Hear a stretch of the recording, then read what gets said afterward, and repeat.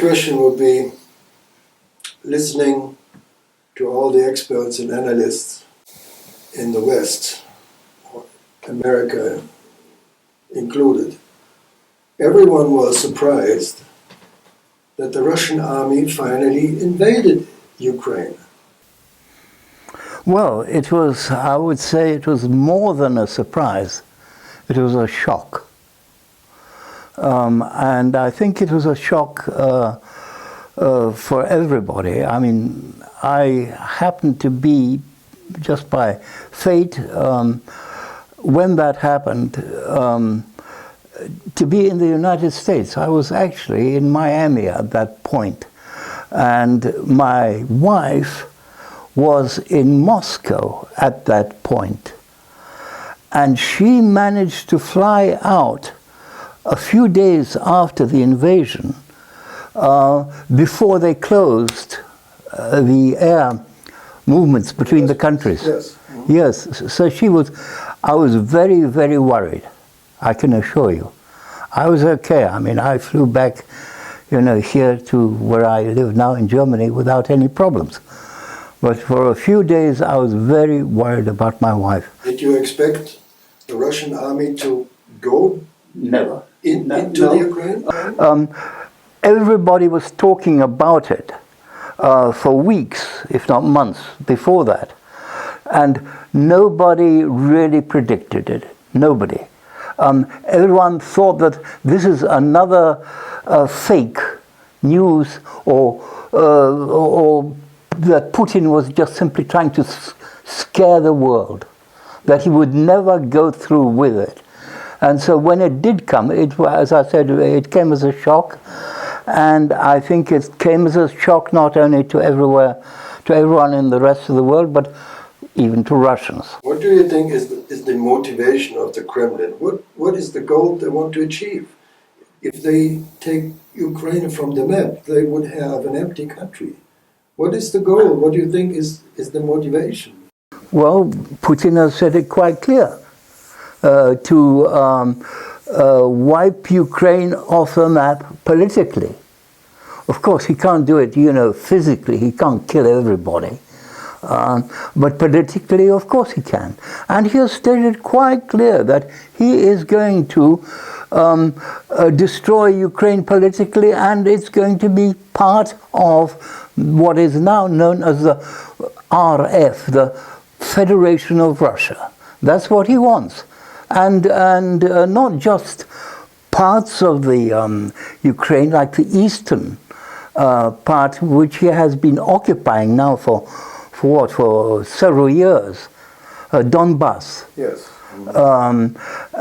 But he wants to turn all the rest of the country into a big Donbass, and he wants to put his own people in charge there, so that Ukraine will be ruled by I was about to say by a group, but I'm going to say by a gang of quislings.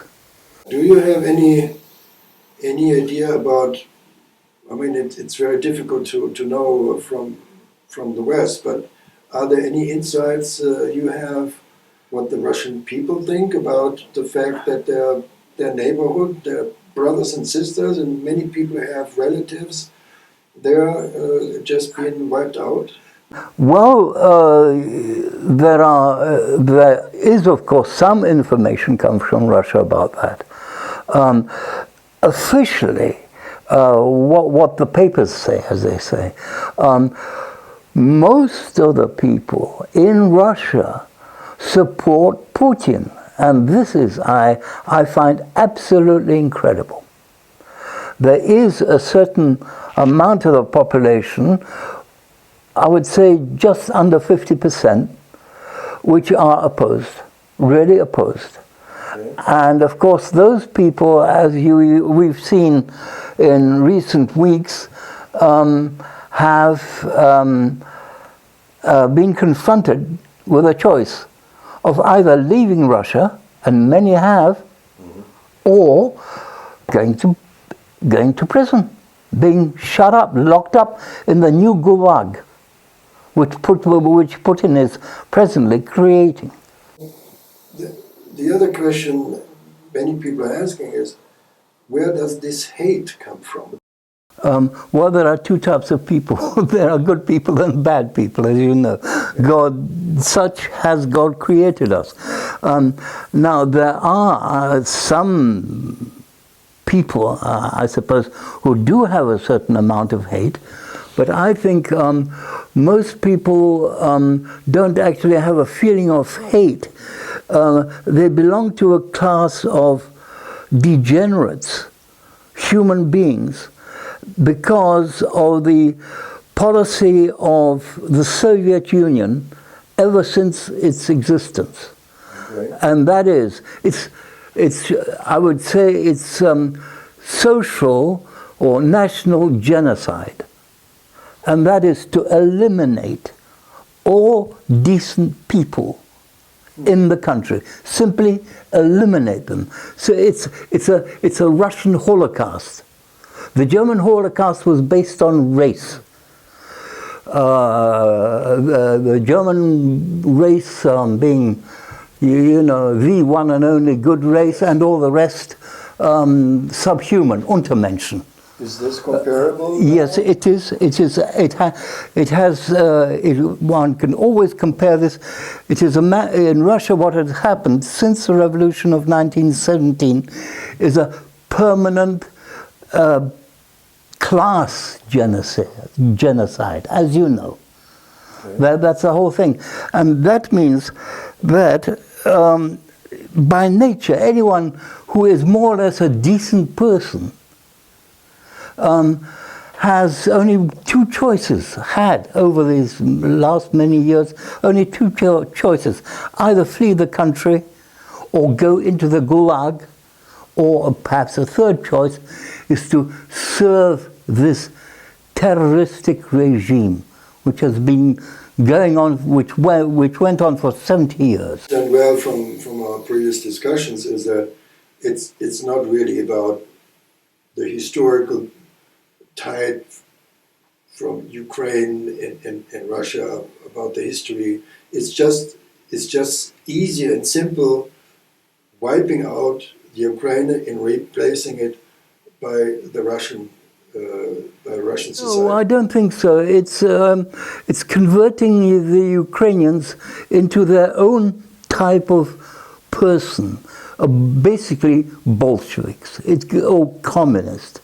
It is a regression. It's really back to Bolshevism. This is what's going on. And Putin, you must remember, is a former secret service officer. In other words, a KGB man. Yes. And the KGB, where does it come from? It comes from the NKVD. Of Beria. And where does the NKVD come from? It comes from the Cheka of Dzerzhinsky. They're all the same gang. And Putin, when he sat in his office already in Petersburg, after he came back to Russia after his stint as a spy in Germany, yes. He sat there in his office in Petersburg with a portrait of Lenin and a portrait of Stalin on his wall. And there is a photograph of him sitting there under these photographs. Now, who was Lenin and who was Stalin? We all know. What do you think is a possible scenario? How do things evolve? What is Putin's vision, if ever there is one? Okay, first of all, Putin has no vision at all, any type of vision at this point. All he cares, all he knows about is how to survive and how to save his own skin. And even those who surround him, his closest associates in government, he doesn't give a damn for them, for Lavrov, for anybody. And so that's all he cares about, is how to survive. Experts say there's a strategy they are wrong. There is no definitive. Putin has no personal ambitions except to survive as the president, or whatever he calls himself, of Russia. That's all. What do you think about the... About ideology, there's absolutely no talk about that. And he doesn't care what you call it, whether you call it communism, fascism, any other ism you can think about. It does not concern him. All he's worried about is to stay in power as long as he's alive. And you're right, it is not about the reinstallation of the former Soviet Union necessarily. Well, yes and no. Of course, the former Soviet Union cannot be revived in its former form, but he intends to simply merge Ukraine into Russia. He makes no secret about that. But as we are now talking, it can now be said that Russia has already lost the war. Oh, you really think this? Absolutely. And this war is not just a war of Russia against Ukraine. This is the Fourth World War, which Russia is losing. Because it has antagonized, as you can see, the entire West. That's true. And even those nations which were, shall we say, sitting on two chairs for decades, and even those politicians until recently who have been, shall we say, reluctant to challenge Russia in any way. Ever since the end of the Cold War, they've been sympathetic in some ways to Russia. Yeah, such as the German government who wanted to keep good relationships by a policy that is Wandel and Handel, and since Willy Brandt. We see the result today. It's also in their material interests, the Nord Stream gas and oil, on which Europe keeps warm during the winter. They don't want to lose that. What is your take on the possibility of a reaction from Russia against an entrance of Finland, Sweden into NATO? Oh, they love it. Oh, they love it. Yeah, of course. I think this is what I was saying, that this has turned out to be the Fourth World War, because it has united almost every country, with the possible exception of North Korea and China, and maybe one other somewhere. With the same type of country, maybe 3 or 4 left in the whole world. The whole world, the whole civilized world at least, has become united against Russia. And the fact that countries like Finland and Sweden, who have always been neutral, are going into NATO is absolutely no surprise.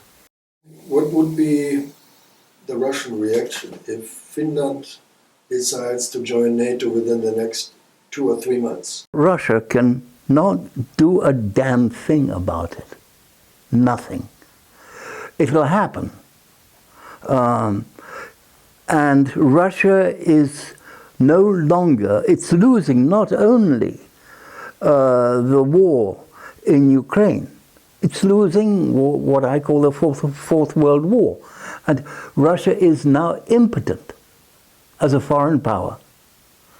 And the eventual, I think, outcome will be that at least the Russian Federation, so-called, as a state, as a government, will become eventually also impotent within its own borders. In other words, that sooner or later, Putin has to, of course, die out of natural reasons or unnatural reasons, which people are also talking about. You cannot, based on your international and inside experience, you cannot predict whether Russia would escalate the war by using nuclear weapons. I very much doubt it. I think that is the traditional Russian bluff, threats, and nothing behind it, except for words, as Hamlet said. Well, Prince Oleg Volkonsky, thank you very much for your interesting insights. Well, I'm looking forward to another meeting. Thank you. It was, for me, very interesting, your questions. And as I say, let's hope for the best.